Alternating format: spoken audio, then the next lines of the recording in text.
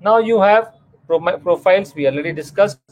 Now, how do you initiate? Coming to the after the profiles, looking at the profiles, we know the profiles, how the insulins are, which are the components, which can be used where. So, how to initiate? What are the practical tips? You have to discuss with the patient about insulin initiation and answer their queries in prior visits. Given written information or possible audiovisual material or to debunk the myths of the insulin therapy, then always reassure them about support. So before you start, even start 2 or 3 visits before you can talk about insulin, give them the material, talk to them about insulin, try to debunk their myths so that you are prepared to start insulin therapy. In one go, the patient is not going to accept the insulin therapy, so you have to start preparing slowly, slowly. Always reassure about support and initiating insulin for tryout for limited time. So always say, okay, I'll give you for temporary phase, I'll give for 10 days, I will give for 2 weeks. Try it out. After that, we can stop. So we can use it as a temporary tool and see if your blood sugars are getting control or no.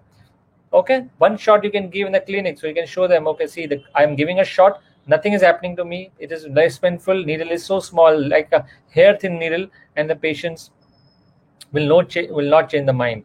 Make insulin initiation a pleasurable experience by avoiding hypo. Now this is very important, that my thing is the patient should not get hypoglycemia. So insulin, when you initiate, patient should feel, yes, I'm getting something benefit out of it, I'm not getting hypoglycemia, my sugars are getting controlled, and I have no problem at all, my lifestyle is not getting distorted or disturbed. So let's accept the insulin. This is what feedback will come. So if you use a better insulins, you will get a better experience, and the patients will also be happy. Start low dose and slowly up titrate the insulin. Follow up frequent during this phase. So when you're titrating the insulin, you have to tell them to follow up 10 to 15 days every, so you can understand what's happening. So the frequent follow-up is required when you're titrating. Don't just leave the patient. If you're sure patient is not going to follow up, then tell them to titrate very slowly, like every week 2 units. But if you are sure that the patient is going to follow up, then you can titrate faster. So this is very, very important. Self monitoring of blood sugar is very, very important. You have to parallel with insulin therapy. So if you know insulin but you don't know how to match with the self monitoring of blood sugar, then you insulin therapy, you know half the knowledge of insulin. You have to understand when to tell the patient which sugar to monitor. So we're looking at a long acting insulin, you have to tell them to monitor fasting sugar. Fix the fasting first. So when you are looking at the long acting insulin, always start that, but it is much easier to start and go ahead, take the insulin therapy. So this is how you should start. So that's why you can break the barriers, because once you make the experience pleasurable for the patient, the barriers are not going to be there. And they have a lot of barriers, like personal failure. The people think that I have failed it to control my diabetes, so that's why my doctor is starting insulin, and that's the reason they feel guilty about that. They have a fear of complications. What is going to happen? Sugar is going to low, there's be needle phobia, there's be pain, then regional issue, taboos and people, insulin चालू करने से लोग मर जाते हैं. हमारे हमारे culture में ऐसा है कि इंसुलिन नहीं देने का. Lot of things are there which in their mind which we have to answer. The hypoglycemic issues are there, those have to be sorted out by using better insulin. Delivery issues are there, non-compliance of the patients are there. There are people will skip insulin shots, sometimes they will not take insulin for weeks together, and that these are the problems. Lifestyle issues, because they are working, they are busy, so they cannot take your shot in the afternoon when they are going for office. So you have to think something out of the box, and then you have to give it to them.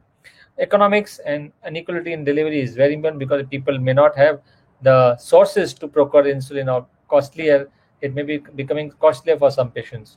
Physicians barriers are that they have a clinical inertia. They do not uptitrate the therapy. They have some kind of a barrier block in the mind that if I start insulin, my patient, or if I talk about insulin, patients are going to run away, and that's the major barrier in clinicians' mind.